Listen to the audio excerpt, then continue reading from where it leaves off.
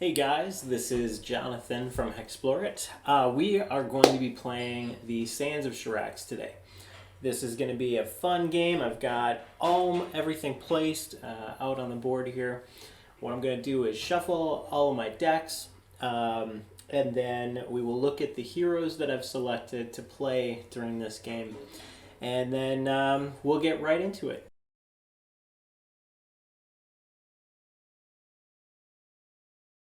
I've shuffled everything. As you can see on the board, there's a lot going on here, so why don't we get acquainted with what I have.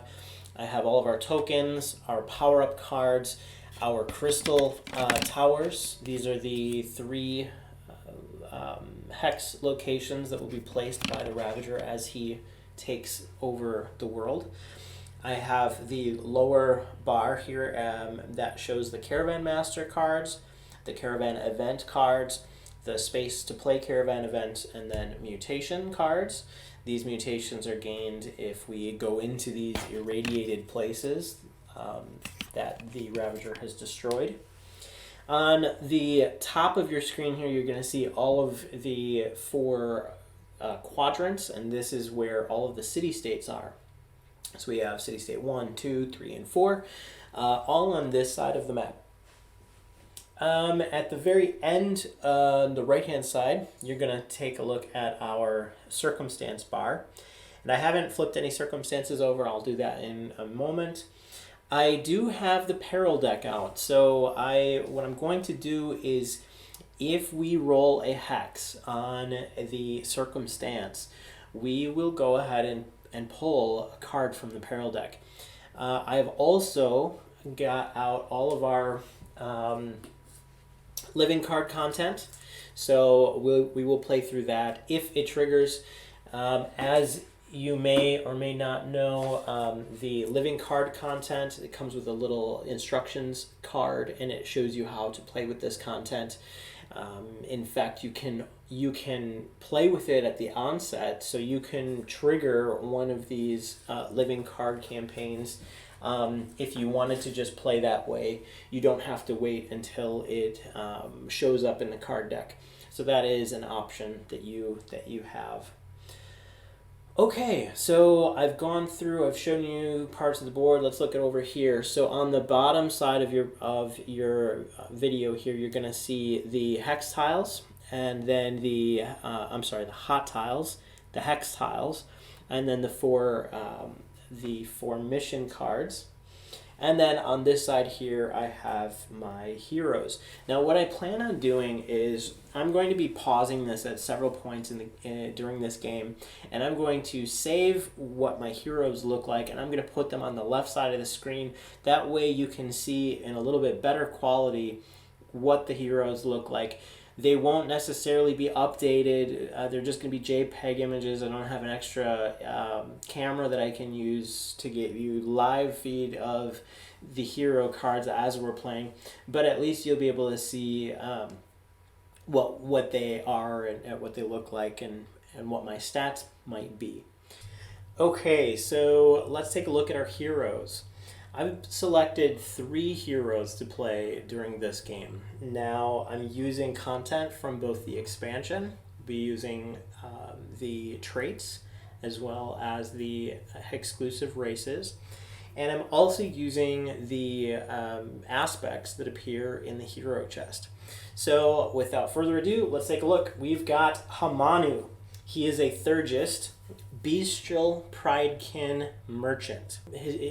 Basically what he's going to be doing for us in this game is he is going to be our moneymaker. He is going to keep the heroes well fed with gold, hopefully, depending on how the game unfolds.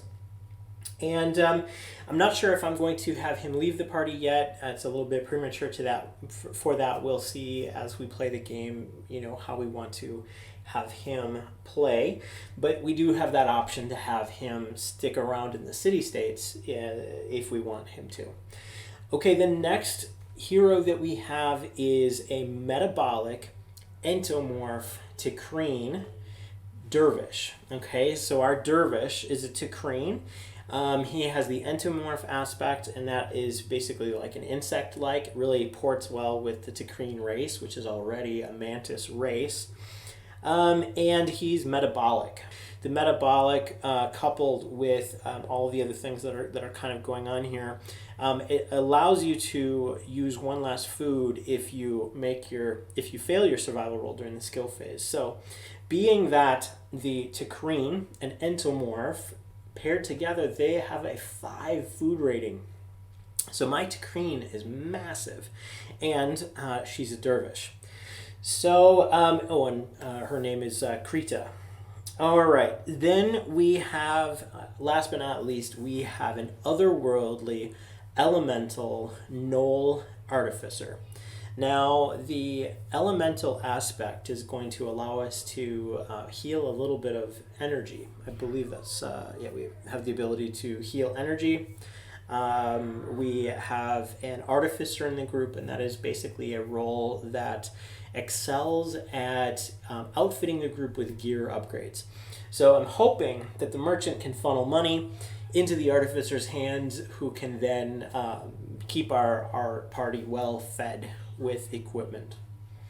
All right, so one last thing to mention is I am playing this game with Valor. So my Valor score is currently 18. So I'm going to basically outfit my heroes. As you can see now, they have 10 gold each and 3 times their food rating in food. That's how you would start your Sands of Shurax adventure. Now, I'm going to use that gold at the beginning of the game to purchase gear upgrades. Because we have Valor, we get to tap into the Valor rules of Sands. So let's look at that. So an 18 Valor. And Valor is gathered basically from playing all of the games in the series and from doing different things. So let's see, 18. That is the Adventurer tier. And heroes begin the game with a number of platinum equal to twice the number of heroes playing. So we'll have 6 platinum to begin with. And then the Initiate is each hero gains gold equal to half their Valor score to spend only on gear upgrades before the game begins. Any unused gold is lost. Okay, so we get 18, so 9 gold to use just on gear upgrades. So what I'm going to do is I'm going to spend my initial gold, and then we'll go ahead and return back to the game here and take a look. One last thing before I do that, though. When you do begin the game in Sands of Shurax, you will be moving your reputation by +1 in any 4 of the directions. So you can go towards Dria, you can go towards Ferrora, you can go towards Nemzinyet or Tari. I've decided that we're going to be moving towards Dria. That is more of the gold, the marketplace city of the game. And that puts us square in the middle of Righteous and Cruel. So we'll see how that unfolds for our group as we play the game. Okay, so I've spent all of my gold. Well, not all of the gold, but I've spent all of the gold from our Valor. For Hamanu, our merchant, our Pridekin merchant, I ended up going with 2 ranks in energy, 2 skill upgrades, and then 1 second mastery upgrade. For my Dervish, my Takreen Dervish, I went with 1 first mastery upgrade, a bunch of Explorer upgrades because she started with only 1 Explorer, and then 1 health upgrade. For the Gnoll Artificer Balaketh, I went with several skill upgrades and then 1 second mastery upgrade. That leaves us with a combined wealth right now of 7 gold at the moment. So we don't have a lot of gold between us, but I'm hoping that we're going to be able to get more. Now, I went ahead and I flipped the first card on the Circumstance deck, but I wanted to do that on camera because I was surprised when I saw it. So what we have here is the Genie Lamp, the Cave of Yajib, the Ancient Bridge, and a Tar Jelly Swarm. Okay, so those are our 4 cards. Now, if you'll notice on the Sands of Shurax, there are actually 4 open slots, not 5. In our previous volumes, there were 5. We still roll the 6-sided die, but on a result of a 5 or a 6, that's when you would draw a blind card from the pile there.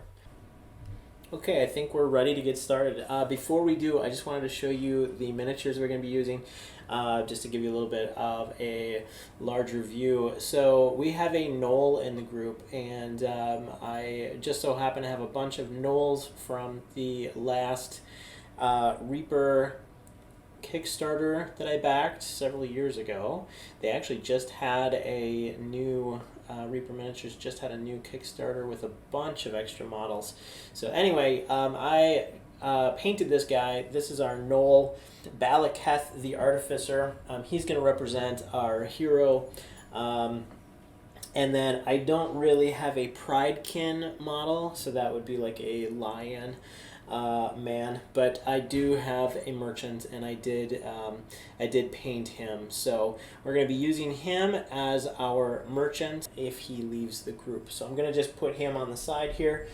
Last but not least, we have the Ravager model here, and this is the model that there's actually 2 models. The top one is the Reaper miniature that I painted, and then the bottom one is the actual piece that we created to go with the Sands of Shurax. So as you can see, it works really well. It's not even glued. So that is going to be our Ravager for today. Okay, let's get started. First thing I'm going to do is flip over our mission cards and see what kinds of missions we have. We have an aid card for Ferrora in the Silt Sea. We have a survival card, which is for Drea, and that is in a highland space. We have a Explorer, also a Silt Sea Explore mission. And then we have a Employ mission for the city-state of Drea. So that is for Nems and Yet. All right, interesting. Okay. So let's flip over our first hot tile, and we will begin the game. And look at all of that silt area, and we have the 4th boss on the board. Okay, well, let's put this, because we have 2 Silt Sea missions. Missions in the Sands of Shurax are based in 3 locations. There's either Silt Sea, Highland, or the sandy wastes, so, or the desert basically. So we currently have 2 missions that are silt, 1 mission that is a highland, and then 1 mission that can be done in the city-state of Drea. So we drew a hot tile that has the Silt Sea mission on it. So I'm going to actually place it right on the edge of the board here in the middle. If you'll notice, we actually start the game in the center icon. So we're going to start here, and I'm just going to put that right to the side. That way we don't have to go very far. We can move cautiously even. So we're going to move 1. When you start the game, you begin moving at a rate of 4 hexes per turn. But in the wastes, because this area is a little bit more dangerous, you lose 1 of your movement each turn. So you can only move 3 hexes in the wastes. Now also, when you move through a Silt Sea location, you have to use 1 additional movement because it is very difficult terrain to get through. So if I'm looking at my hex tile here, or hot tile, we have all of this area is silt, which means it's going to be hard for me to move through that. These 2, however, are desert, so I can go off into that direction and without spending extra movement. Okay, so the first thing I'm going to do is I'm going to roll skills. We've moved. We're going to roll skills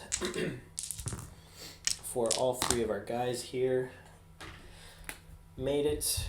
Made it. Made it. All right, so that means we get 2 gold for the merchant, Hamanu. What did Krita do? Krita missed everything.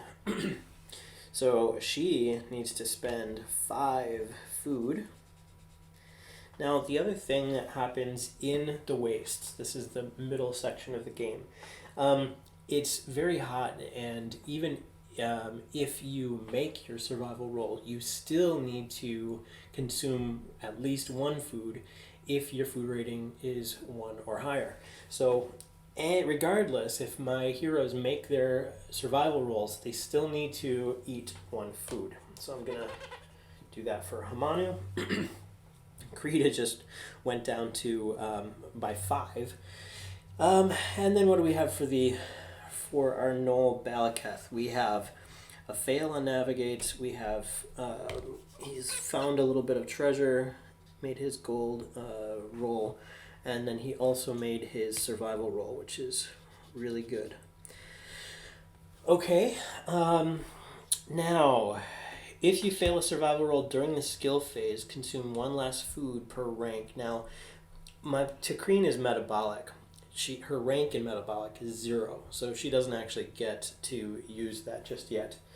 Now, my bestial Pridekin, his sense of smell is finally honed. If you succeed in your survival roll during the skill phase, you may discard an open circumstance of your choice and draw a new one. I think I'm going to leave them because we have pretty much only 1 level 2 encounter, and the rest they're really good. We have 2 discoveries and a treasure showing up there. Okay, let's see.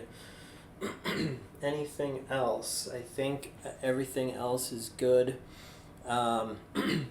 What I think I will do is we just moved through a Silt Sea.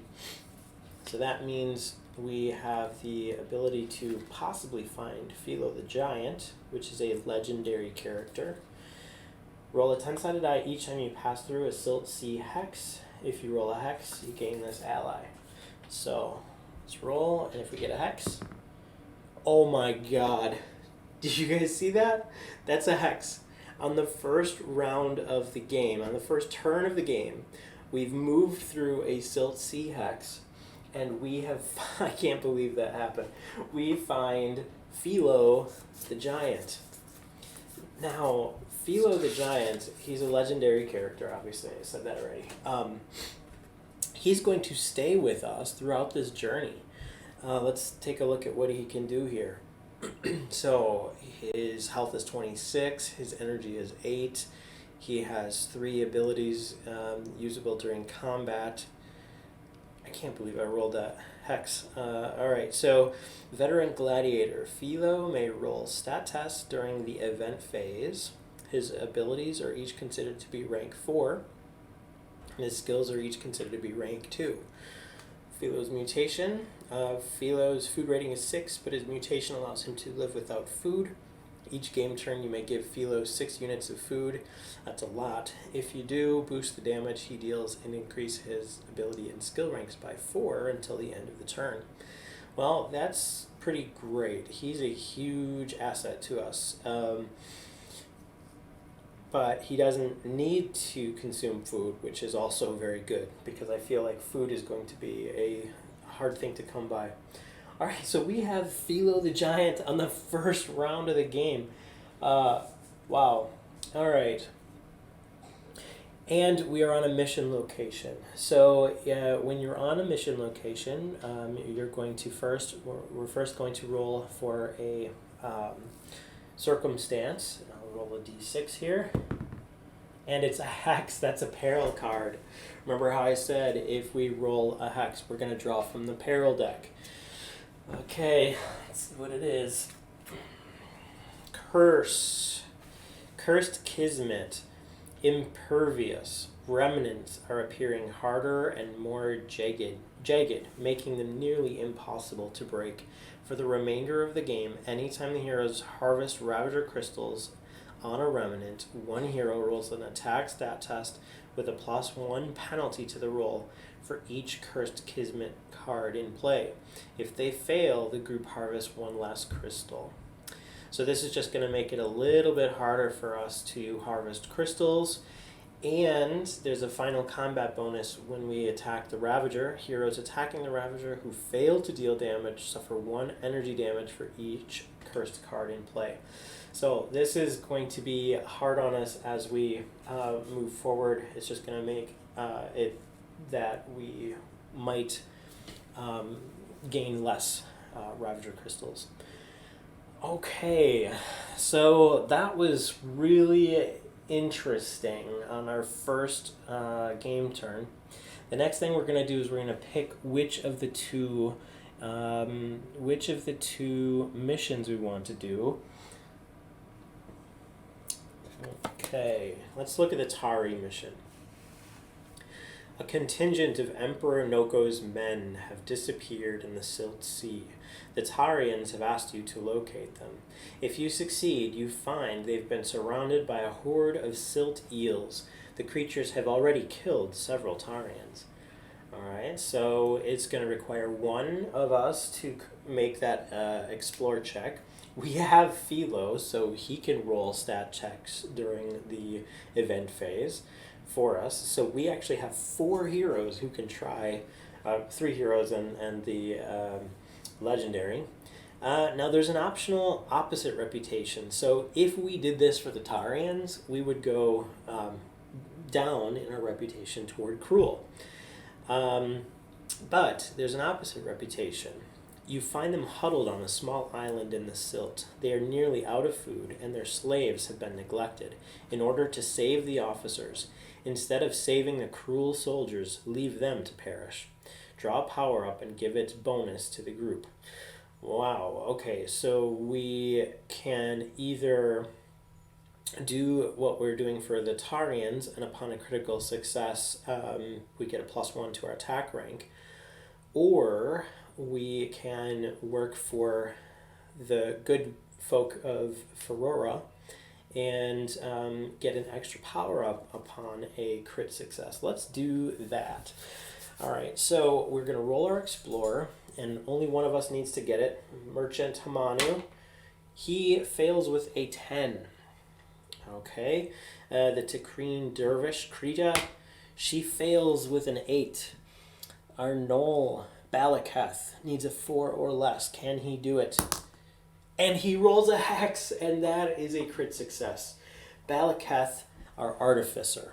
Our Gnoll was able to roll a critical success. That means not only are we gaining the 2 power-ups for completing this mission, but we also get another power-up because of the crit success. Awesome. Let's put the group power-up in the middle, and then let's draw the 2 power-ups for each of our guys here.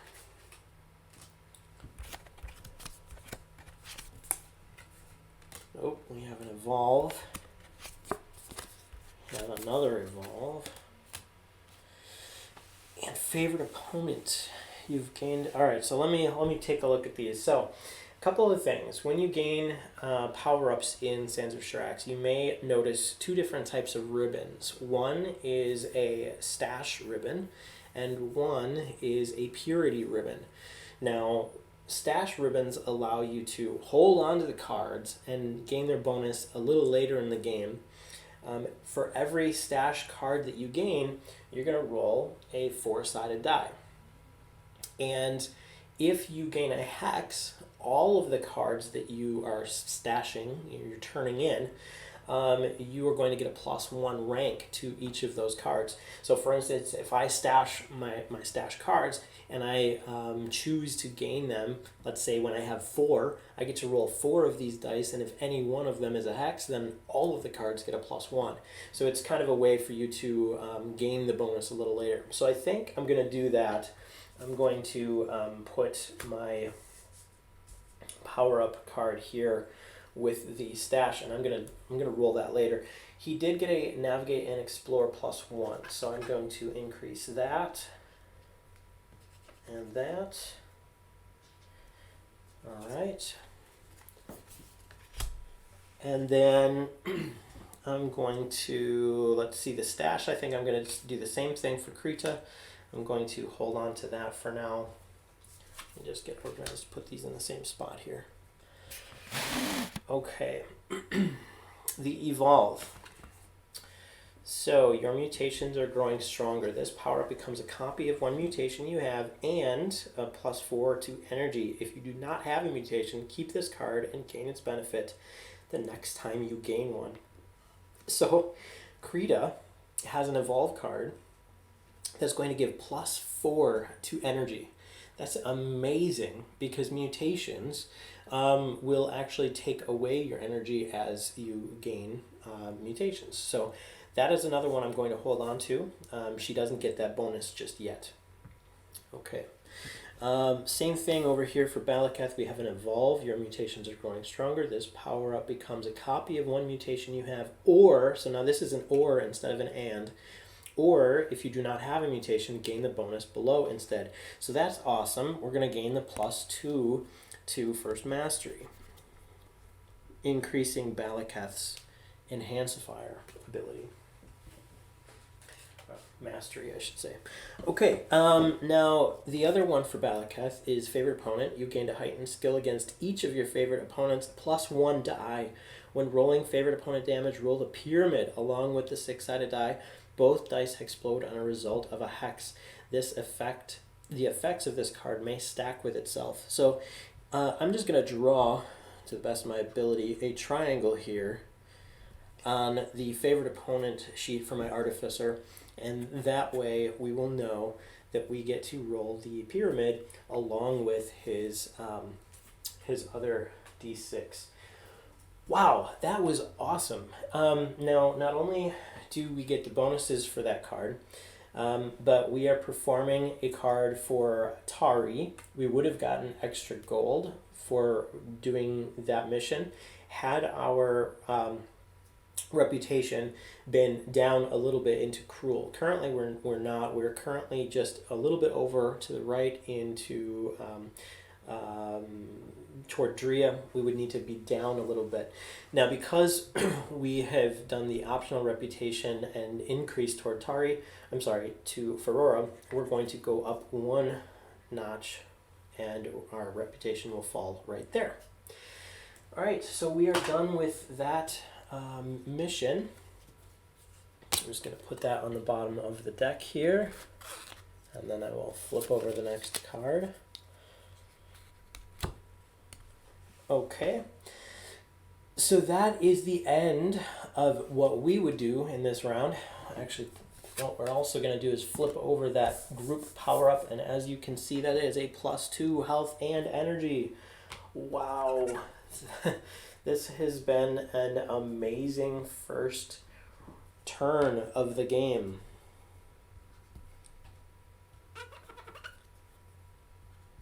We're already in double digits for our health and energy for all of our heroes. So what we're going to do next is we're going to roll to see if the Ravager appears on the board, which would mean the beginning of Act 1. Now we would need to roll a hex on this die for the Ravager to appear. We roll a 1, so the Ravager does not appear this round. Okay, that was awesome. So in our first game turn, we ended up traveling into the Silt Sea.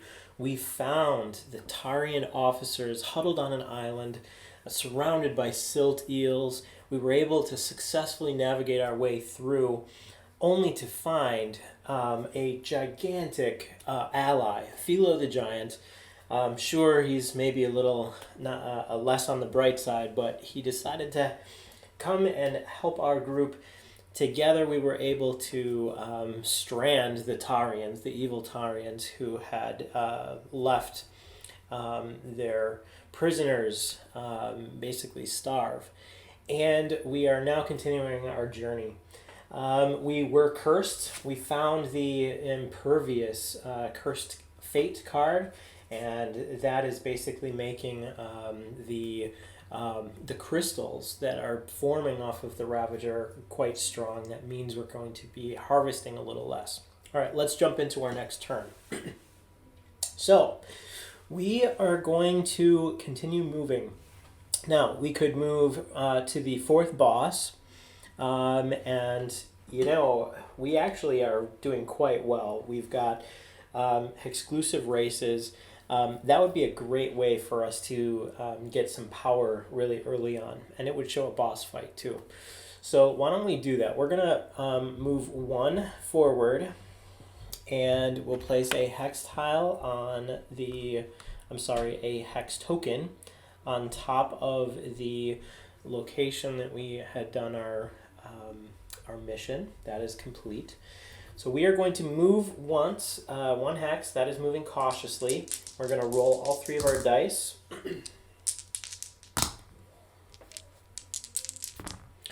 And we're going to check to see what we have. So survival, the Hamanu, our Pridekin, makes his survival roll.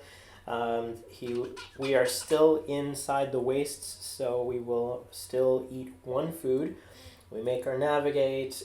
He missed his explore roll. Then we have Krita, our Articrine. She made her explore roll for the first time here. We have a little extra treasure. But she did miss her survival roll. So that, look at that, it's 5 more food that she's eaten. 1 more turn and she will begin to starve. All right, so then we have our Balaketh, our Gnoll, and he made his survival, so he will only eat 1 again. And he missed his explore with a 10 and missed his navigate with a 4. Now we were moving cautiously. We don't have to wander. So that means we're going to go right into the circumstance phase. There is no circumstance this round. We are on a boss location. So that means we are skipping into the boss fight. Now we are going to be facing the twins. So these guys are two separate opponents. The twins. One is a Sylphid and the other is a Stonemar. And so we are going to be looking at 2 different opponents, 40 and 25. Let me just write this down here. And let's see what we're going to do. So the first game turn. So let's double check to just see what their passive is first. So Infamous Outlaws. Treat the twins as 2 separate opponents, each rolling an action each round, in addition to the rewards shown above. If you defeat the twins in the wastes, which we are, we increase our fame by 1. So we are going to become a little bit famous if we can defeat them here. Not only that, we're going to get some really good rewards out of this one if we can take them down. So let's see what we can do. The first thing we're going to do is Philo the Giant. His food rating is 6, but his mutation allows him to live without food. Each game turn you may give Philo 6 units of food. If you do boost the damage he deals and increase. Yeah, let's do that. Sure, we're going to be a little bit low on food, but if we can get through this battle, we're going to make it back. So I'm going to have my Pridekin, Hamanu, give Philo the Giant 6 food before this battle begins. And he's just going to get fed up here. And that means he's going to be doing an extra set of damage. So boost it by 4. So anything that he's doing, we're going to boost by 4. So let's roll to see what his action is against. So he's rolling a 5. His action is block 4 and single target piercing health. So he's going to be doing, 12 piercing health damage to 1 target. Let's go with the target with the least amount of health. That would be Sif. And then let's see, our merchant, he is going to simply use mercenary to deal 4 damage. He's not really going to be able to do a lot. But actually, he can also use his Pridekin ability to roar. Once per game turn for 2 energy, you roar, alter your opponent's action result by 1, then reduce all numeric effects of that action by 1/3 your current energy. So we're going to spend 2 energy, and we are going to alter whatever they do by 1, and we get to reduce those effects by 1/3, which would be, he has 9 energy remaining, that would be 3. So whatever they're doing, they're getting a -3. Okay, and our Takreen. Now our Takreen is, let's see, he's going to be doing Whirling Blades. So he's going to make, let me write down our merchant's damage of 4 damage here. So Whirling Blades, you make 2 attacks, each dealing dual scimitar rank, that's 4, plus half Whirling Blades rank, so that's 2, so that's 6 damage. So 2 attacks at 6 damage, and he's not rank 6 yet, or she's not rank 6, so she doesn't get anything else. So 2 attacks at 6 damage each. Okay, and that is going to cost 1 energy. And then we have our Artificer. Our Artificer is going to do, he's just going to do a Shatter for now. Actually, yeah, he's going to just do a Shatter for now for 4 damage. So let's see what our opponent does. And our Pridekin has used his racial ability to roar. So that will allow us to modify the die roll by 1 for each of our opponents. Alter your opponent's action result by 1. There's 2 opponents in this battle. So a 3, and that is either Cyclone Burst, single target health, 1 target suffers 4 health damage, then each other target suffers energy damage equal to twice the damage the initial target suffered from this attack. The siblings send forth a ball of compressed elemental energy that bursts when it hits its mark. And then a 2. So I think the 2 is Earth Barrier for Tigrong. So let's get rid of his defend, and we will make his an attack instead.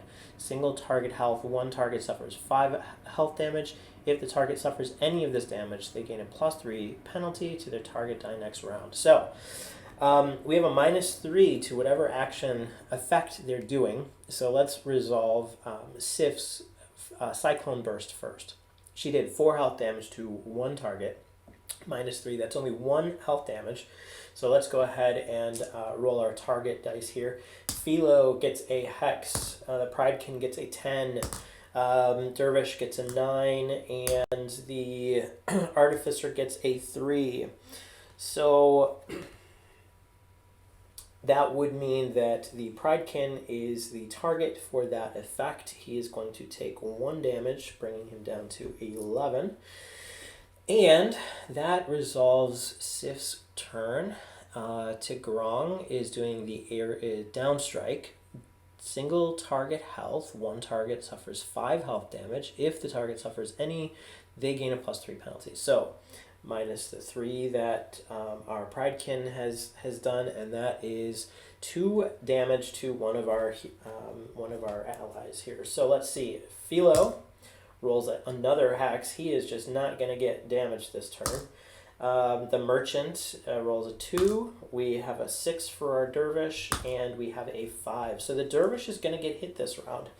Now the Dervish spent energy. And anytime the Dervish spends at least 1 energy during a round, you gain defend equal to half rhythmic movement, which would be 2.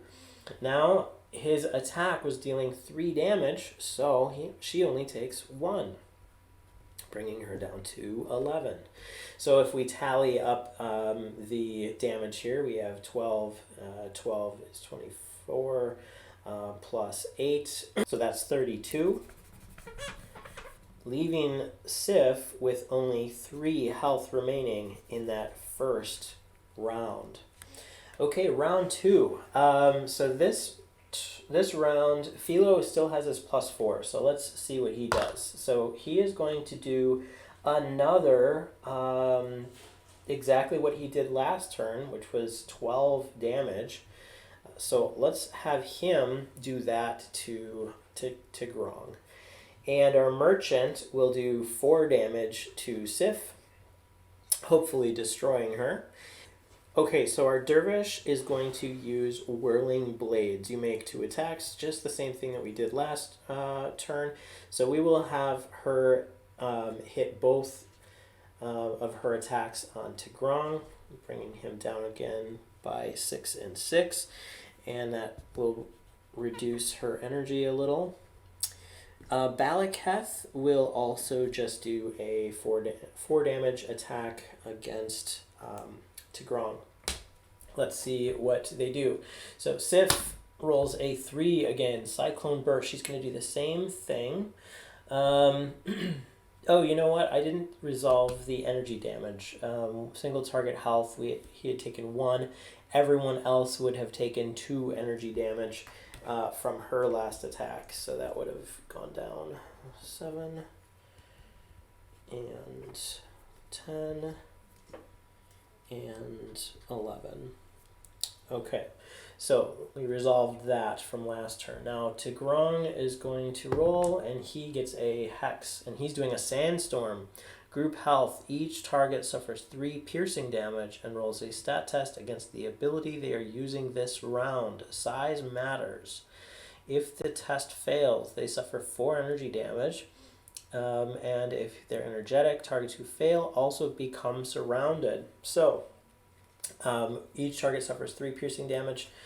If the test fails, they suffer 4 additional energy. So 3 piercing, group health. Okay, so each person is going to be rolling against the stat that they used. The merchant used mercenary, which is rank 4. He makes it. He is not surrounded. And he does take 3 piercing health, which leaves him down to 8. And then,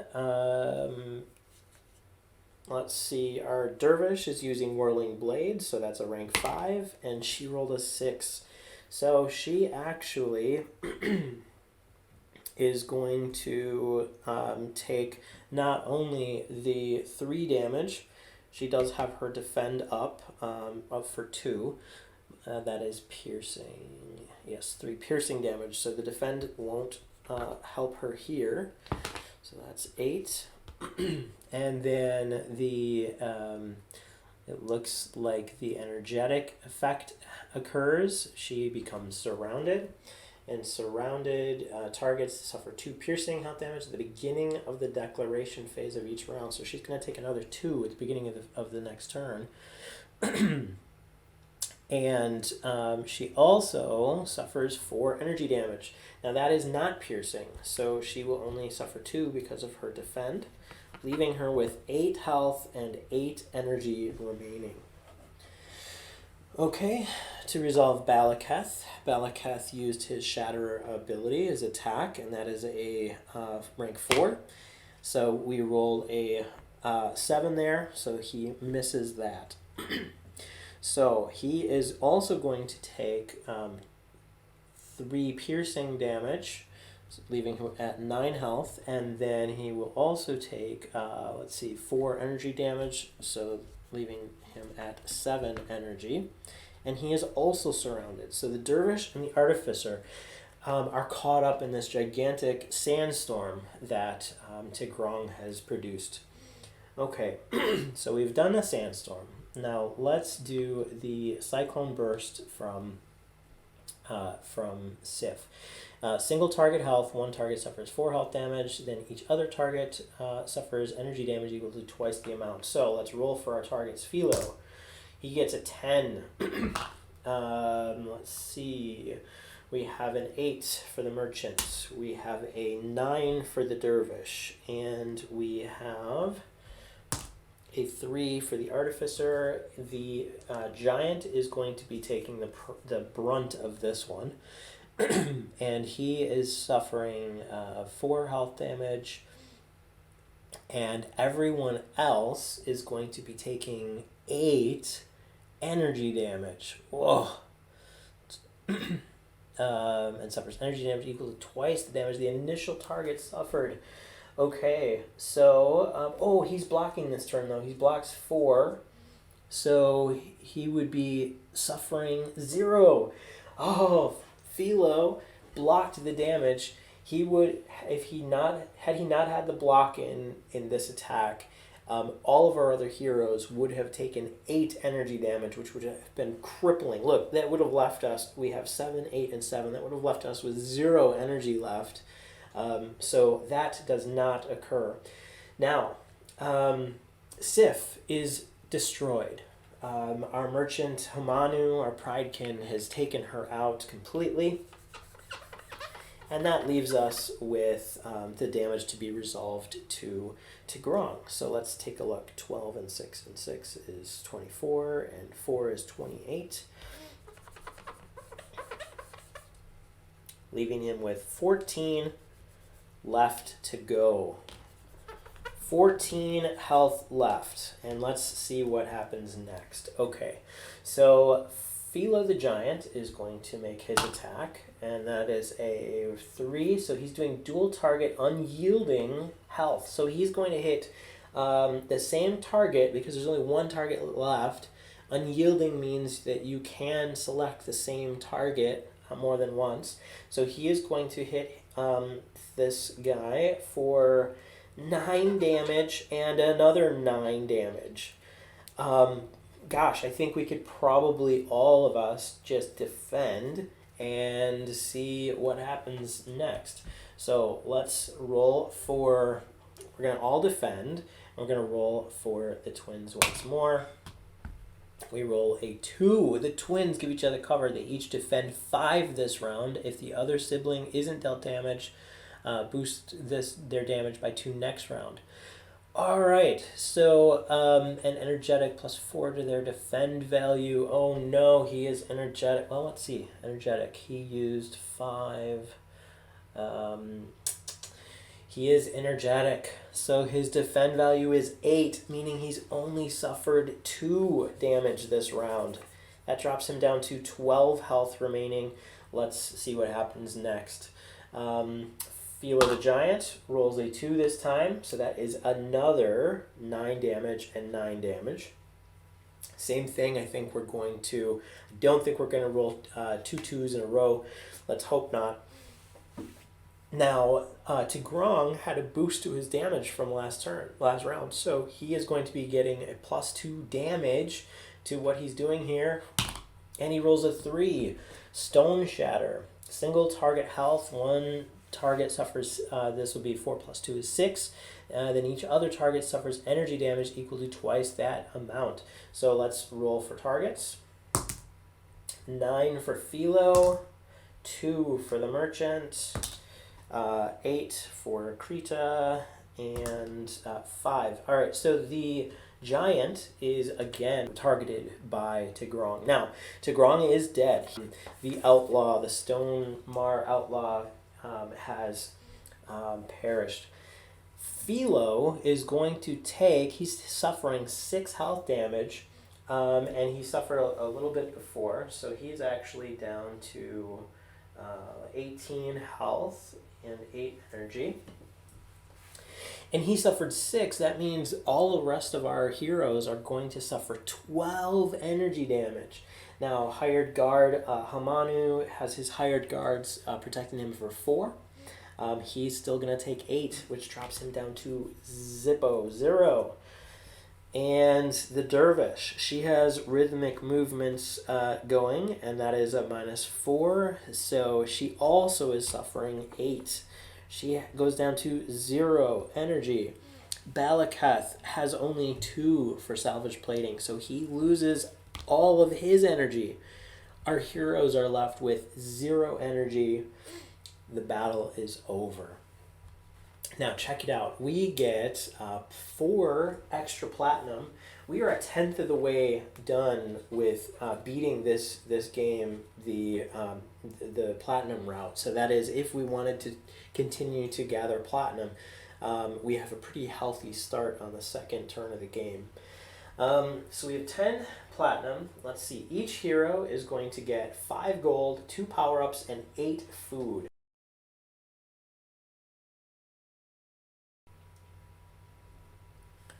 and then 2 power-ups each. And then one of us is going to get a +3 to their attack. So let's do the attack first.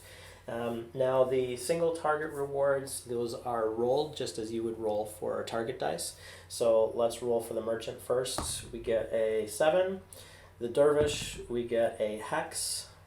And a Artificer, we get another hex. Man, this would have been so much better had our merchant not received the +3 to his attack.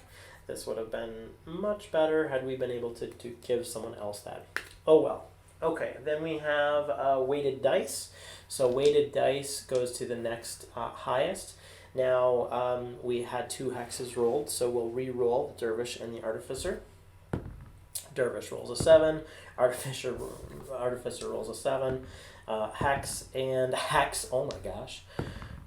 6 and 10. Okay, so the 10 wins, and that is the Artificer. The Artificer is going to get weighted dice.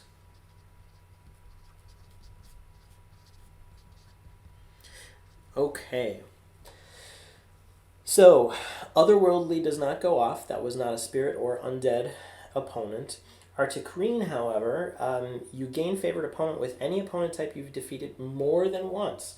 So, the Artificer has just finished fighting a humanoid, so I'm just going to put a H here, meaning that we have fought the humanoid type once.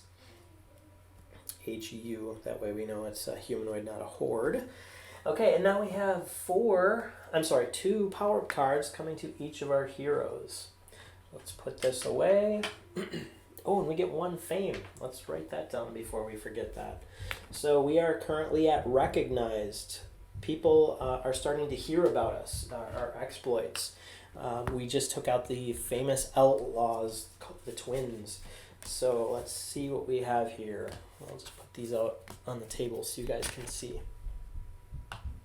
All right, so the merchant. Oh my God, look at that. The merchant gets a +1 to all stats, and he gets an evolution card.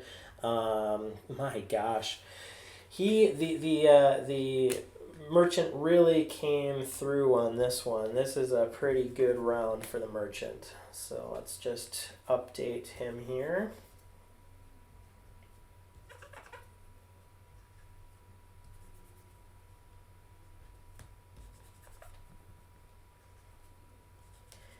Now that +1 to everything card also increases your trait rank. So his trait now is is a rank 1. Okay. Which is pretty darn good. So let's put that back into the discard pile. Okay, what did the Dervish get? Let's see what the Dervish... Oh, you know what? And when you get your health and energy rank, you also go up in your current. So he's up to 1 energy now. So, Dervish, +1 attack and +1 navigate. And check it out. Both of those are stash cards.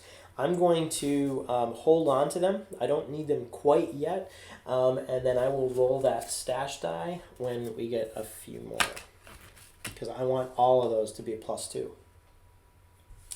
Okay, and then the Artificer, we get +2 energy. And there is our first Purity card.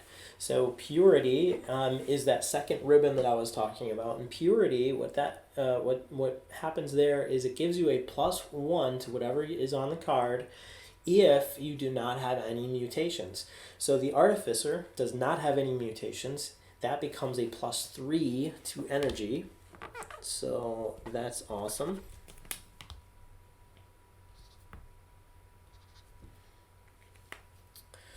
Okay, and then a +1 or -1 to your food rating. Wow. Let's go with -1 to the food rating. Okay. And we're done with that. Okay, so we've just defeated the twins. We'll put a hex token on that location. And last but not least for the round, we are going to roll to see if the Ravager appears. So last turn we rolled a d4, and if it was a hex, he would have appeared. This turn we're going to roll a d4, and if it's a 3 or a hex, the Ravager will appear. And it is a hex. The Ravager appears on our hex tile, our hot tile. Now, couple things happen. It is going to push us off the location. We are going to roll a, first of all, we're going to roll to see which node, which Ravager node it appears over. So that is a D4, and then there are small little numbers on each of these hex, on each of these hot tiles, and that will determine where the Ravager is being placed. So we're going to roll it. We find that it's a hex. He is going to be appearing right here. All right, we'll get rid of our token. It's a good thing we took out the twins, because the Ravager would have done that, and that's a bunch of extra reward that we would have not otherwise been able to get. Now we are going to wander. It's a little too early in the game to face the Ravager, so his basically appearance in the desert has pushed us over. We're going to wander. And we get a hex. We wander this way. Now, that is going to put us up here. And that means we get to actually place down 2 more hot tiles. And it's a darn good thing that that happens. Had we been pushed in an opposite direction, we would have skipped Act 1 completely and gone right into Act 2. But because 2 extra hot tiles are being placed, we get a little lucky. All right, so let's put this here. Let's take this guy off for a moment. And look at that. That's going to put us right over the top of a mission. So that is going to be a desert mission. And yes, we do have a desert mission in play. All right, so that is the end of round 2. So to recap, we made our way further into the Silt Sea. We found the hideout of the famous or infamous twins, and we defeated them, but just barely. Our heroes are in rough shape, and even Philo the giant has suffered some damage. Okay, that ends round 2. We are moving on. I think before I move into round 3, we are going to do some work with the Artificer and the Merchant. Now, the Merchant can place down shops on the board, and that will allow him to gain extra gold until the end of the game. But the chances of the Ravager actually landing on it are quite high. So I need to be careful about where I place these shops, which means, and one other thing is when the Ravager leaves the board, we place a remnant down on that space, and he can no longer travel to that particular hot tile again. So that means the areas around that remnant are going to be safe from his capture. So that's important, because those are the spots where I want the shops to be so that they don't get destroyed.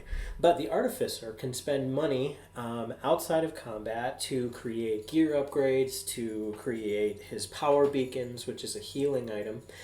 So I think I'm going to do that. So I'm going to spend up to once per turn outside of combat. You may spend 1 gold to create a power beacon. So I'm going to do that. Power beacon. And then what I'm going to do is once per turn you may create a gear upgrade for a stat you are proficient with for any hero by spending gold equal to the gear upgrade cost and 2 energy drain. So we had a energy rank increase from a power up, which gave us 3 energy. So that will be awesome. So I think what I'll do is I'm going to take 2 energy. Actually, before I do that, I'm going to think about this in a little different way. My elemental ability allows me to heal energy. So And the Takreen Dervish has a metabolic trait that allows you to, every time you heal energy, it triggers. So I think I'm going to use the elemental Gnoll's ability to do that. It's going to cost me 2 energy to do that, leaving me with 1 energy remaining. The Artificer ability causes energy drain, so I could be able to do both. Now I only have 3 energy, but that energy drain will cause me to lose a little bit of health in order to do it. So that's what we're going to do. First thing is we are going to heal with our elemental. Spend energy to trigger your second mastery, but instead of its normal power, heal a target's energy equal to half your second mastery rank. Now it's only going to be 1, so our Dervish is only going to go back up to 1 energy remaining, but that is going to trigger our metabolic effect and give us 1 trait point for doing so. If we get another trait point, then we'll have rank 1 in metabolic. And again, that will trigger every time he heals energy. Now, the next thing is the Artificer is going to create a gear upgrade. So he can create either a survival or a second mastery. I think what he's going to do is create a second mastery, and he's going to give it to the merchant. That's going to cost him 5 gold. It's going to go down to 3 left. And the merchant now has a rank 5 in Trade Magnate, and that means that he will be able to set down his shop at the very steep cost of 15 gold. All right, so now that we've done that, I think we're about ready to go. We have our power beacon. We have created the second mastery. All of our heroes are pretty much wiped out. The nice thing is that the Ravager has pushed us into another spot, and in fact, we're in a mission spot. So I think for this game turn, we're going to just camp where we are and gain the benefits from camping. So we're each going to heal 3 health and energy.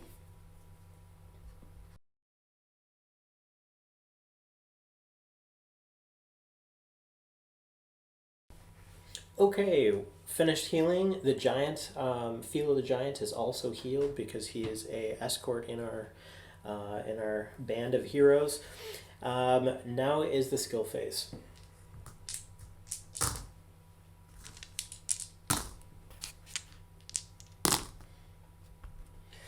All right, so we have a hex on the merchant here, and I believe you can, in the critical rules of the critical success in this game for your skill phase, you can choose to either heal the group 1 health, or you can choose to give 1 extra gold, so you gain 3 gold instead of 2. I think we're going to do gold, that way we have some extra.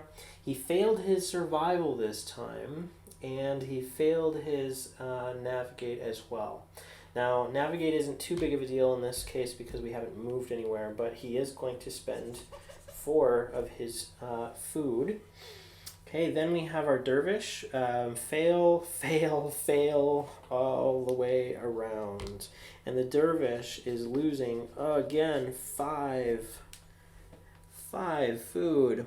Okay, our Artificer made survival, missed both of the others, so we would be looking at a loss of 1 food now that the Gnoll, the Balakath the Gnoll, has been reduced to 1 food rating.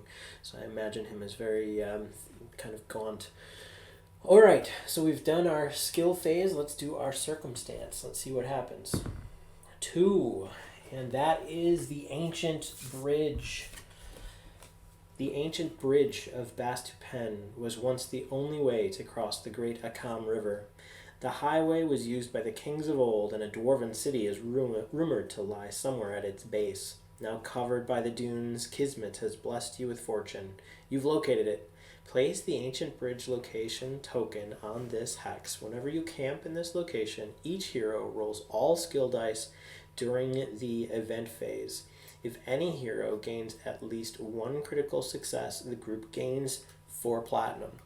So this is a way of getting platinum. What we're going to do is we're going to find the ancient bridge. token, and then we're going to place that down on our location. Oops, here I am destroying the board. All right, and that is our circumstance. Look at that, the lunar blade has just dropped onto the map, onto the circumstance bar. That is awesome. Okay, then we have our event phase. We are on a desert location, so we only have one desert mission, and this is also for Tari. So Tari is the evil city-state. This is run by a tyrant, Emperor Noko. Emperor Noko's guards have been searching for a group of escaped fugitives. They are enlisting travelers to help look for signs of their passage. Travel to one of their staging locations in the desert and see if you can find information that would be useful to them. So this is a 1 success required navigate card. It's going to give us 2 power-ups each. And we have the ability to do an opposite reputation. So instead of helping the Tarian guards, again, we can choose to double-cross them. And if we're unwilling to help the cruel despot, you uncover the real truth about these quote-unquote fugitives. Noko's guards are enslaving people in the desert. It is time to stand up against this tyrant. Heroes who critically succeed gain +1 to their attack rank. I think we're already in Righteous, so I think we're going to continue to move forward that way. So let's go ahead and roll this. Each of our heroes are going to roll Navigate. Hamanu rolls a 2. That is a success. The Dervish also rolls a 2. That is a success. And we get another hex. We get a hex from the Artificer. This is the second mission we've done, and both missions we've rolled a hex. So that gives us the bonus. And if we look at that card again, heroes who critically succeed gain +1 to their attack rank. So just that hero, which would be our Artificer, gets a +1 to attack. Very nice. All right, so we have finished this this mission card, and this allows us to gain 2 power-ups each. I'll put this back. Let's take our power-up cards out here, and all right, 2 for the Merchant, 2 for the Dervish, and 2 for the Artificer. All right, let's look at what we've got. Oh, hey, before we do that, we camped in this location. That means that we healed health and energy, and that triggers the metabolic trait for the Dervish. So the Dervish has healed energy, and that gives him another rank point, another trait point, and that means we are up to rank 1 for metabolic. That's going to be good because that's going to reduce the amount of food she needs to eat when she fails a explore roll in the desert, or anywhere really. Okay, so that is that. Now we have our... Okay, we have some awesome cards here. So attack and defend, and it's a purity card. So the purity card gives us a +1. This attack and defend +2 goes to +3. Hamanu is a monster. He's got 11 for his attack rank. His mercenaries. So what I envision is there's a bunch of people that are starting to follow us, and our Hamanu lion Pridekin is basically gathering a mercenary force around him. So that is awesome. He has 11 mercenary and 8 hired guard. Very nice. Then we have a stash card here. And I feel like the stash card, we could use it now, but you know, it's just a +1 to first mastery. I think we're going to save it. We're going to save it because we don't need it just yet. So that is Hamanu. Then we have Krita. And she, whoops. I'm getting excited here. I'm pushing everybody around. All right, so Krita also has a purity card. Both masteries a +1, so that gives her a +2 to both masteries, which is awesome. All right, and she has another stash card. Now, I feel like odds are really in our favor to try out our stash roll here. So check it out. We have 4 cards that we could stash, that we could roll for her stash. So let's do that. We're gonna try and get these a +1 here. If any one of these is a hex, and we have 2 hexes, so that's great. So all of these are a +1. So no longer are they +1 cards, they are all +2 cards. So let's grab that. +2 to attack. +2 to health. Very nice. That also increases your current health as well as maximum. Second mastery +2. That increases her battle dance, and then navigate +2, which is also very nice. All right, so that worked out well in our favor. And then we have, last but not least, we have 2 cards for the Artificer, and what are they? We have another stash card for the Artificer, and we have an Evolve card. And now this is an OR. If you do not have a mutation, gain the bonus below. Instead, he does not have a mutation, so he's going up to 20 energy. 20 energy. And that +4 energy is going to give him a little extra current as well. Okay, so we finished up with our power-ups. We've done our event phase. Now it is time for the Ravagers phase. Now we are in the middle of Act 1. During Act 1, the Ravager phase consists of the Ravager coming to the surface on the first game turn, staying on the surface the second game turn, and then returning back underground on the third game turn. So he emerged last game turn. He stays where he is this game turn. That means it's our turn again. So we are going to, let's see, what do we want to do? Do we want to just stay on this location? We're going to be camping here again. This will be the second turn in a row that we're camping. We're going to have a -2 to all of our skills while we are here. And it gives us the chance to camp on the Ancient Bridge, which allows us to get 4 more platinum. I think that's a great idea. So we're going to camp in place. All of our heroes are going to heal 3 health and 3 energy. The Metabolic will trigger 1 more time for our Dervish.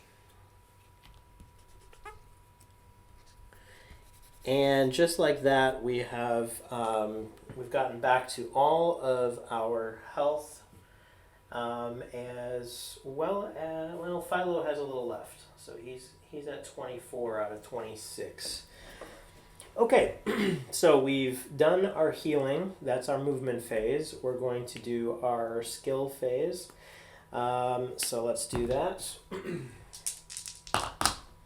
9, 4, and 3, or 5, those are successes. That's going to be 2 more gold. And our merchant now has enough gold to purchase his first shop. Then we also are going to consume 1 food because we're in the wastes. Let's roll for our Dervish. 6, 9, and 3. All of those, oddly enough, are failures. So, actually, it's not a failure because we have the -2. We've been camping. The Dervish actually made both the gold roll, the explore roll for gold, as well as the survival roll to consume food. So he's only going to consume 1 because he's in the desert. She's in the desert. I keep calling this fried green a she. A he. It's actually a she because, Why not? Because she-mantises are pretty cool. All right, so let's see. Artificer, we have rolled a 2 on Navigate, a 8, which turns into a 6, which is a fail, and a 10, which is also a fail. So he has to consume his food rating. And our skill phase is done. Okay, the next thing that we're going to do is we're going to have a circumstance this turn. So we're going to roll for one of those. And we get a 5, which is a draw from the deck. And it's pursued. You've had the misfortune of stumbling into a vast army serving Astenal, the lost arbiter. They tirelessly pursue you. Roll a 4-sided die. The result is the number of game turns they pursue you. While pursued by this army, you must roam as your movement, treating this as reckless movement. Additionally, skip the event phase with the exception of an encounter with the Ravager while they pursue you. You may choose to let them catch you instead. If you do, camp as your movement, then face Astenal the Lost Arbiter, which is the 8th level boss during the event phase. Now, we are camping. That is considered to be moving cautiously, which means you can choose to get rid of cards that do not have the unavoidable ribbon on them. This is a card that doesn't have the unavoidable ribbon on it, so that means we are kind of hunkering down behind boulders. If you can imagine it, the gigantic Philo the Giant we have, we're on the ancient bridge and we see Astenal's army pass underneath us into the wasteland. Thankfully, we keep a low profile and we are able to avoid them. All right, that moves us into the event phase. We are going to now play the ancient bridge. Whenever you camp in this location, each hero rolls all skill dice during the event phase. If any hero gains at least 1 critical success, the group gains a platinum. So we get to roll. Nothing there. Hex. We have 2 hexes on our Dervish here. So navigate and explore. Our Dervish has found us some platinum. So we've found 4 platinum. We're up to 14 platinum now. All right, so that moves us into the villain phase, and that means our Ravager is going to dive back down underneath the surface.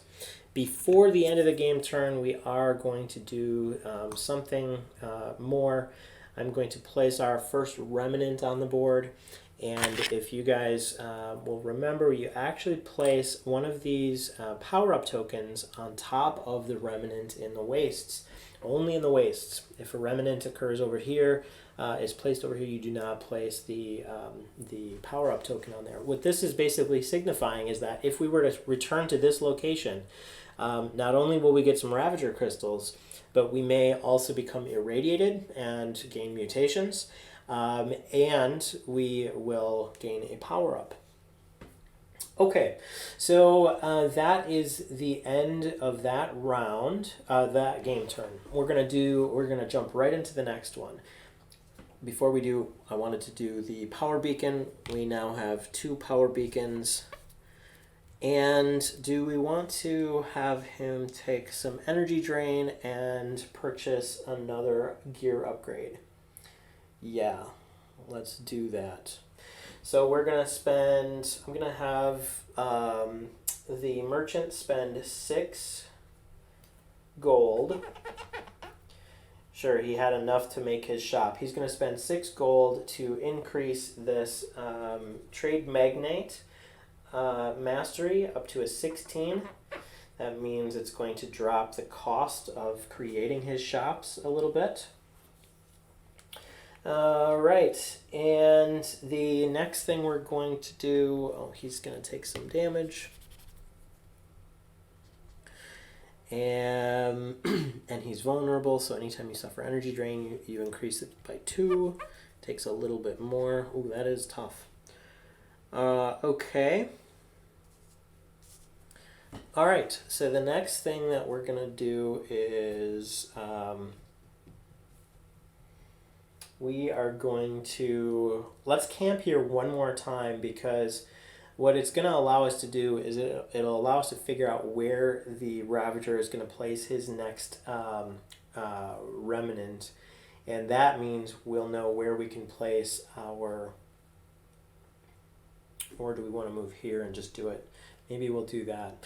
We're gonna move 2. So we're gonna go 1, 2, and we're just gonna create the merchant's first shop here.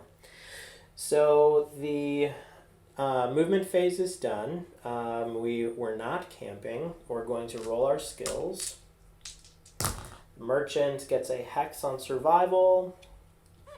Only needs to consume 1 food. He made his explore roll, and he made his navigate roll, which is a good thing. We may not wander here. We need 1 more person in the group to make that navigate roll. Oh my gosh. Critical failure. Do you guys see that? 10, 10, and 10. Our Dervish is kind of walking around, must have sun fatigue or something, walking around in the desert, and fails everything. Now, she does have 1 rank in Metabolic, so instead of consuming 5 food, she's only going to consume 4, which is still terrible. She has 3 food left. Not rolling with those dice again. We're going to go back to Balakath, our Gnoll, and a 3 is a miss on the navigate, so we may wander. May roll stat test. Yeah, we're gonna wander. We have 1, let's see, a 2 and a 10 for the gold. So the 2 survival, he is going to eat some food, and now we wander. Okay, before we do that, we're going to place a hot tile down in the wastes.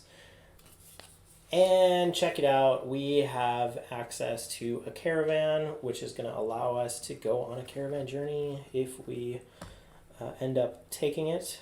Let's just place that guy here. All right, so we are going to wander. Let's see where we wander to. A 2. We wander right into the caravan. So we are on a caravan location.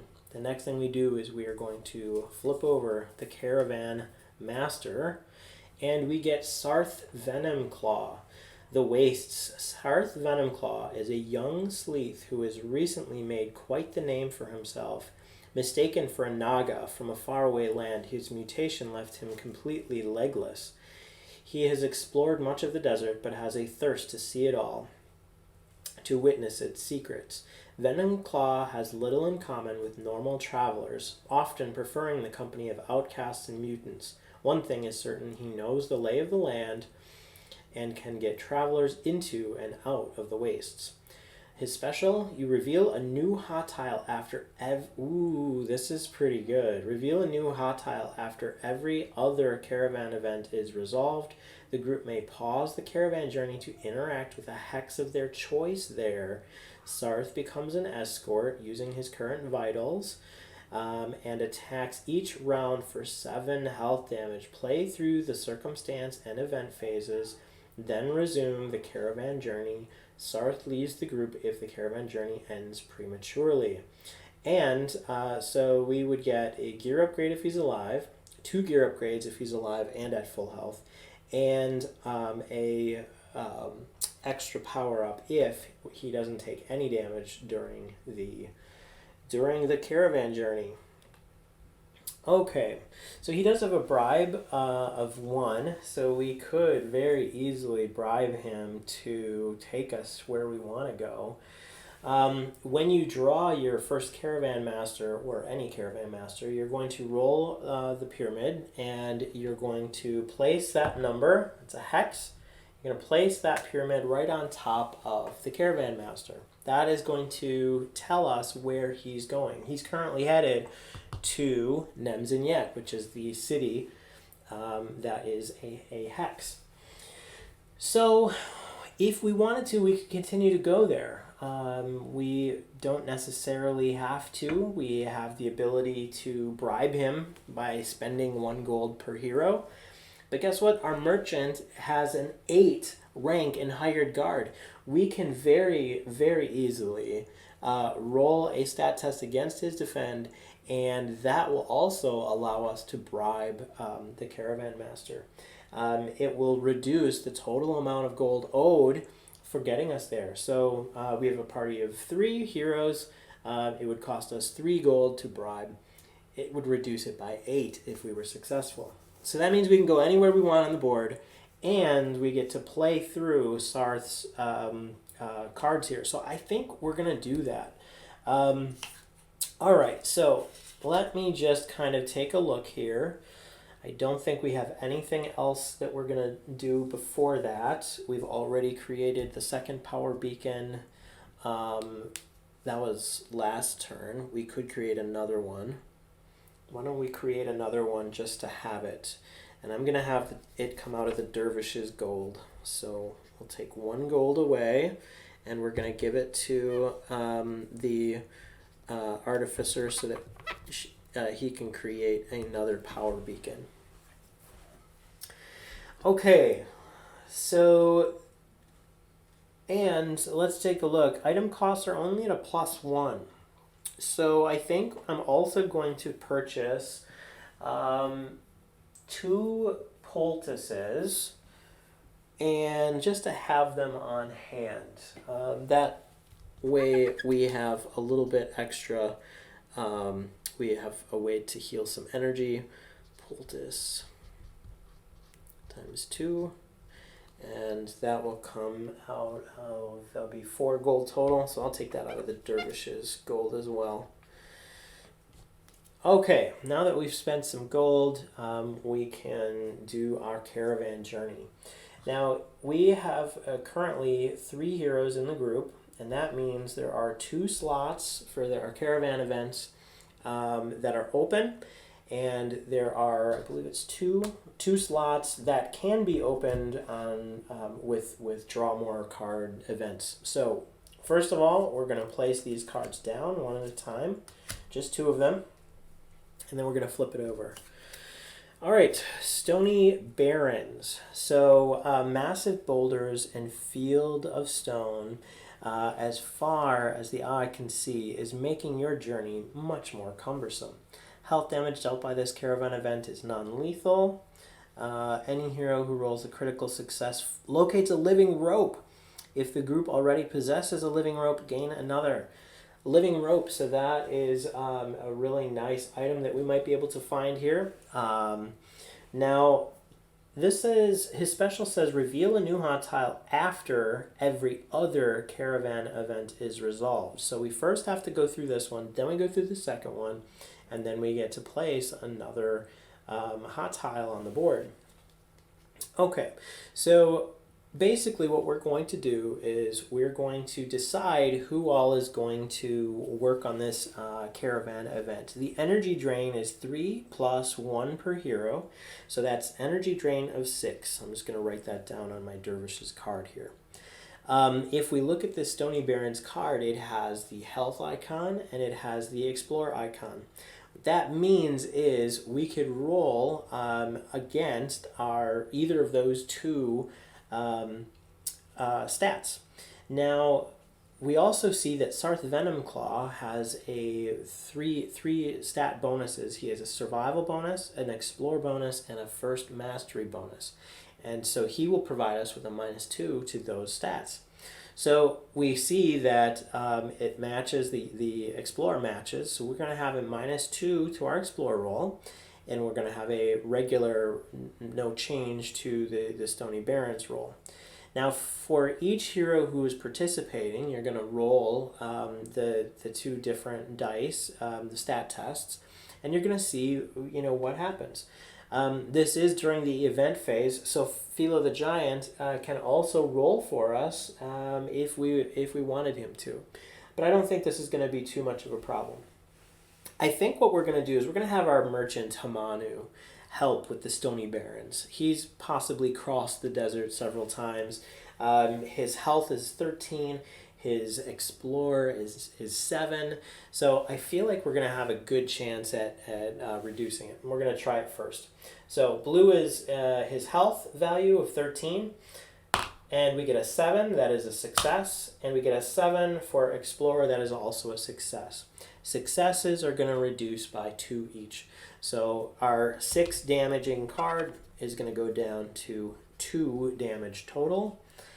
And that will leave our Dervish, who will kind of help as well. So we're going to do the same thing for the Dervish.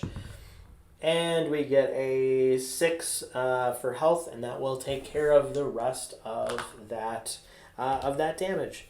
So we've just finished that. Now, we don't have a critical success that was rolled. She should still roll to finish up her last roll, just in case she gets a critical success. Okay, that's a critical success. All right, so I'm glad that I rolled that second die. That is a critical success. That means we get the living rope. And the living rope is an item, I believe, that is located on Dria's placard. This length of rope has its own lifelike, playful mannerisms. Each hero gains a -2 bonus to 1 stat test made each game turn. Additionally, reduce Outlast by 1 each combat round while you possess this item. Only 1 available per game. So that is awesome. So that gives us Outlast -1, and it gives us the ability to re-roll a stat test once per round per hero. All right, so then we flip over the next Caravan event, and it's Volcanic Ashland. So this one is 5 + 1 per hero, so we're looking at a damaging 8 card here. The ashlands here are crisscrossed with rivers of bubbling lava. It will take time to find a way across. The first hero who attempts this Caravan event suffers all of its energy drain before rolling to reduce the damage, and we would suffer this damage once. So the person who is doing this card first suffers 8 total energy drain. Wow.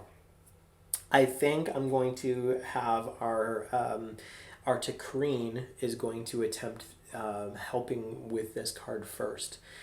Then followed by the Merchant, and finally the Artificer. So, and this is also says draw another Caravan event. So we do have to place another Caravan event card on the side. All right, so now this one, let's see, we have health and first mastery. So that's actually pretty good for both for the Dervish is good on both of those. And first mastery is giving, Sarth is giving a bonus on first mastery here. So let's go with health for the blue, and we're going to go with first mastery for the green. And we have a 7 for the health, and that actually I have to take the damage first. So 8 damage is going to leave us with 13 health remaining and 0 energy.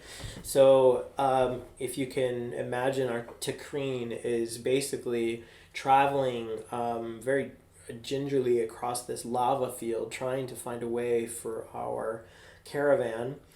And now we are looking at a success to reduce the damage by 2. That means we have 6 damage left to go. And now we rolled a 10 on that first mastery. It would be an 8, which would actually be a failure. But we just got the rope, the living rope. So let's read that again. The living rope. You get a -2 bonus to 1 stat test made each game turn. -2 bonus to 1 stat test. So we have a -2 from the rope and another -2 from Sarth. That's a -4. That gives us a 6. And the Dervish's rank is a 7. So that is awesome. That means we reduce it again down by 2. And that gives us 4 damage left. Okay. the next thing we're going to do is we're going to have the merchant try. Again, we're going to roll against... actually, we'll have the Artificer do it first. The Artificer has a slightly higher rank in First Mastery. So we're going to roll... the blue is going to be Health, and the green is going to be First Mastery. Oh my gosh, green, First Mastery, we rolled a 10 again. Health was a success. So the Health is going to give us a -2. That means it drops it down to 2 damage remaining. The green is a failure. Now, does this give it to all heroes? This length of each hero gains a -2 bonus to 1 stat test made each game turn. So that would have been a -4, a -2 from the rope again, a -2 from Sarth, and that gives us a total of 6 on that roll. And the Artificer's rank is 6, so that also is a success. The fact that we've found that living rope out in the desert has really helped us out. I can imagine it's probably like levitating and trying to help our Thry-Kreen here to Kreen. All right, so the next thing that happens, we've reduced that one completely down to 0. Next thing that happens is we get to place, if you remember, Sarth has a special ability that allows us to place a hot tile after every other caravan is resolved. So we can pause the caravan journey to interact with a hex that we get to place down anywhere. So let's go ahead and put this one here. And I see a mission location there. We could do a mission location. That sounds like a wonderful idea. Do we have a Highland mission? We do. We have a survival mission that we could play. The group may pause the caravan journey to interact with a hex of their choice. Sarth becomes an escort, so he's a 6/7 attack. And you play through the circumstance and event phases. So we get to roll a circumstance, and then we get to do an event. So we are currently right here.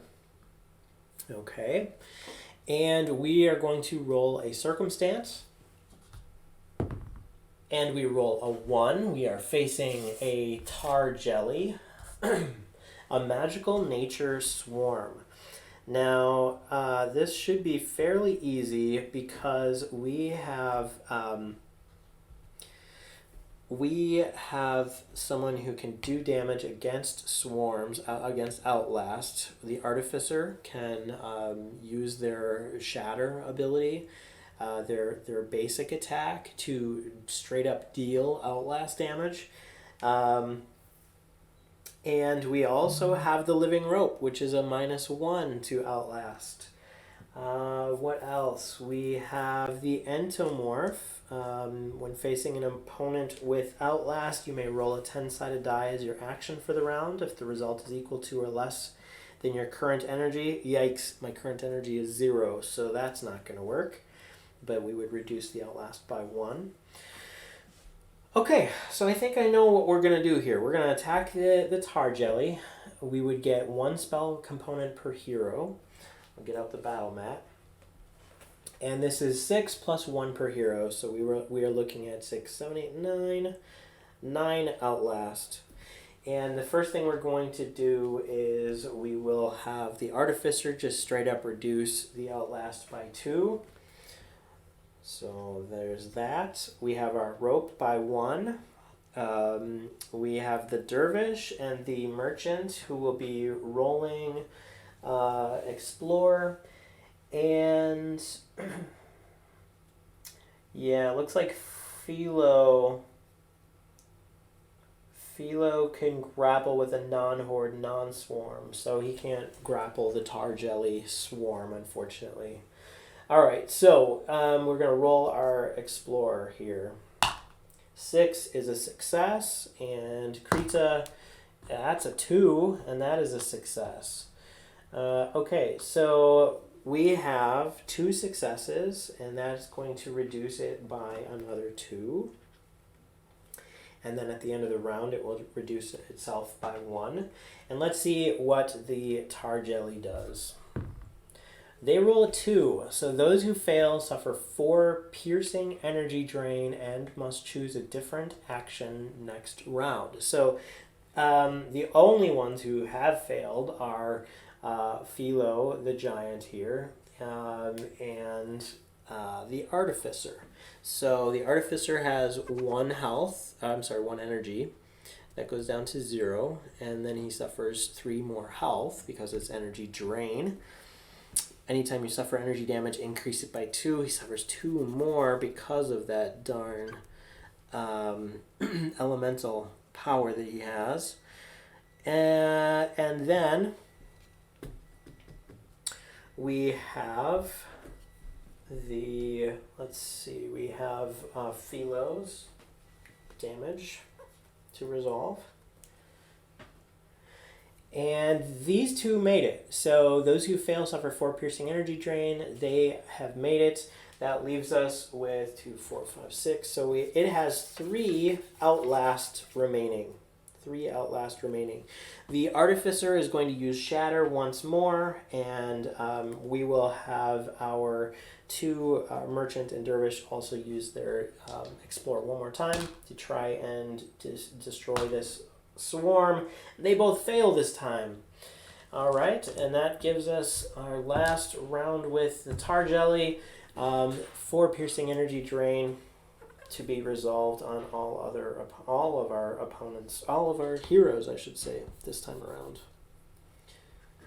All right. Oh man, the Artificer almost dies. We are at 3 health on the Artificer.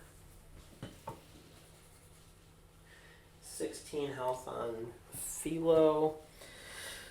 Sarth. I wasn't thinking about Sarth. Sarth is involved in battle. So Sarth is actually going to die right here because I wasn't paying attention and I should have actually laid down a power beacon which would have healed him. I did not. Of course I didn't. So Sarth is going to die. All right. So we are going to place this die here. We're going to put him face down underneath our stack. Sarth has died. We don't get the rewards for his caravan journey. The Tar Jelly does, however, give us 1 spell component per hero. Spell component.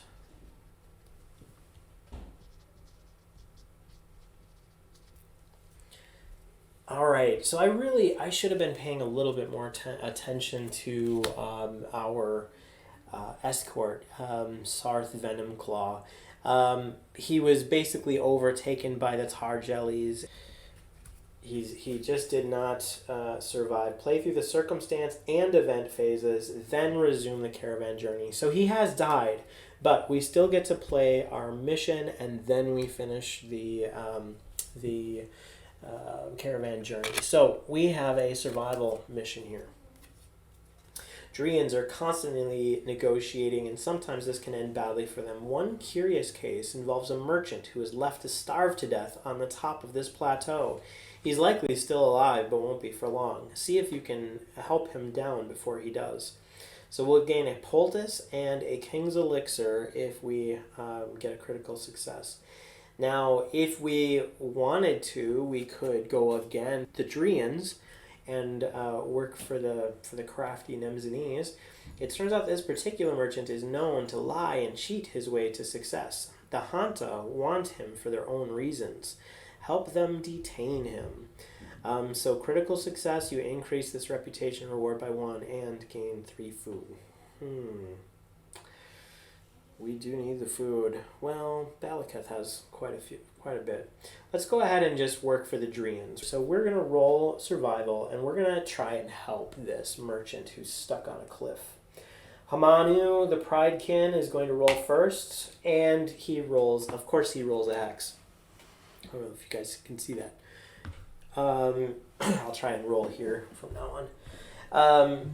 So he rolls a success. He gains critical success. He gains a poultice and a King's Elixir. Okay, who else? We have the Dervish rolling survival. 7, and we have the Artificer rolling, and that is also a 7. So we have confirmed that roll. And then we get 2 power-ups. So that is awesome. We're also going to be moving our reputation. And this is a Drea card. Just put that under here. So we're going to move our reputation 1 closer to Drea.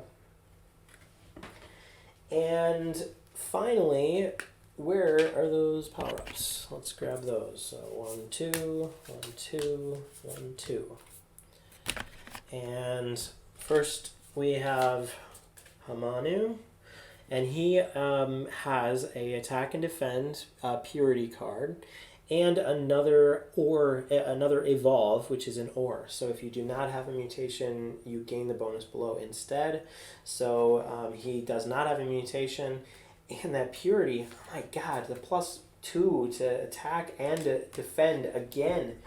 He's got 13 for his attack right now, you guys. This is crazy. A 10 for his hired guard. Hamanu has got his own army out in the desert, and he gets the +1 to trade magnate, which is also going to reduce the cost of his shops. Okay. Then we have Krita, our Takreen Dervish, and she is going to also get a purity card here. She's got a +3 to defend and a +2 to both masteries. Very nice. That defend is awesome. Okay, and then finally we have Balaketh, our Artificer, and he has 2 stash cards. So we have favorite opponent, and then we have a +1 to our attack. He already has 1 stash here, so I think what we're going to do is we're going to roll those now to see if we can get those bonuses. So I have 3 stash cards. I'm going to roll 3 4-sided dice, and if any one of them is a hex, we increase the bonus. We have 2 hexes, so we get +2 to our attack. Awesome. We get a +2 to our second mastery. This is going to help in healing. Sorry, Sarth, we should have been paying more attention to you. Otherwise, we could have saved you. All right, so you gain skill against a new type of foe. Choose a new type or subtype. You now gain favorite opponent against this type of foe. If you gain this card stash bonus, double all favorite opponent health and energy damage you deal. Oh my gosh. We've already gotten the favorite opponent increase in damage on this same character, who is now rolling a d4 and a d6. And we get a new type of opponent, and all of the favorite opponent damage he deals is doubled. Oh my god. Awesome. All right, so I think what we will do is we will go with creature. Okay. So that is the end of that sequence. We now resume the caravan journey. Sarth has died. Okay. Okay, so our caravan master died. If a caravan master's health drops to 0, remove it from the game and flip over any remaining caravan events. Then check to see where the caravan was heading. So, death leaving the wastes. We were leaving the wastes. Place the group on the caravanserai closest to the caravan's original destination. He was going to Nemzinyet, so that would place us. Oh, that places us all the way over here. So we are going to be in Tari lands now. All right.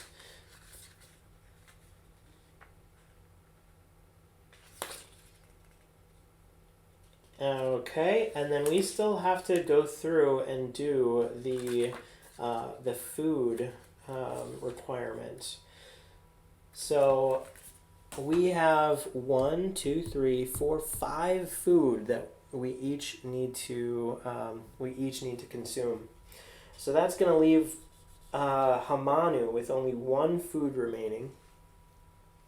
Our Dervish is going to run out of food by 1. And I will have our merchant consume that, or give that to our Dervish. And then our Artificer will also run out of 1 food. Okay.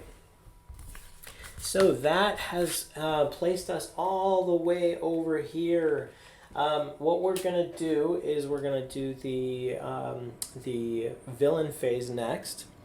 And then I'm going to wrap up this video, and we will continue on with the next phase in another video. So the Ravager is now going to appear again. So what we're going to do is we're going to roll a d6, and we're going to wander from its original destination, Hex. So it's going this way. So its original destination was here. That means it's going to appear right on this one. So we're going to roll a d4, and we get a hex, and it's right over the top of that location that we found. And there goes that bridge of Bastupen. It is no longer on the board. And there we have our Ravager placement. So that is the end of video 1. I hope you guys have enjoyed watching it. We will return as soon as I finish up my hero boards here. I'm going to take a look at everything, and we're going to, before I do that, sorry, I just had a moment here. I think what I'm going to do is the merchant he's a Thurgist now. He has 1 rank in his Thurgist trait. You may create up to 1 potion, tonic, elixir, or booster each game turn by paying its value in gold. Items valued up to twice Thurgist rank are available to create. So he is going to create a poultice, I believe. Yeah, let's create a poultice. That way we have an extra 1 here, and that will allow him to let's see. He's got to pay the value in gold, 13. And I think we're good for the time being. I think what I'm going to do is have the Artificer use both of the 2 poultices that he is carrying. So that will give him a little bit extra. He's now up to 9 health and 6 energy. He's going to also spend his elemental ability to heal a target's energy by half his 2nd mastery rank. So that is going to increase the Dervish's energy by 2.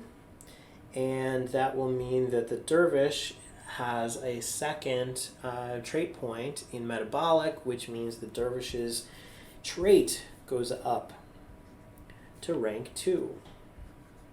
If we can get it up to rank 3, the Dervish will gain a health rank. I think I'm going to do it one more time. The merchant is going to use one of the potions that he has to increase the Artificer a bit. They really need to get a little bit more beefed up here. We are currently out in the wilderness, and that's not a good thing. We may have to hightail it to Tari. Okay, so I think we're done for now. Again, thanks for watching, you guys. We will pick this right up in round 2.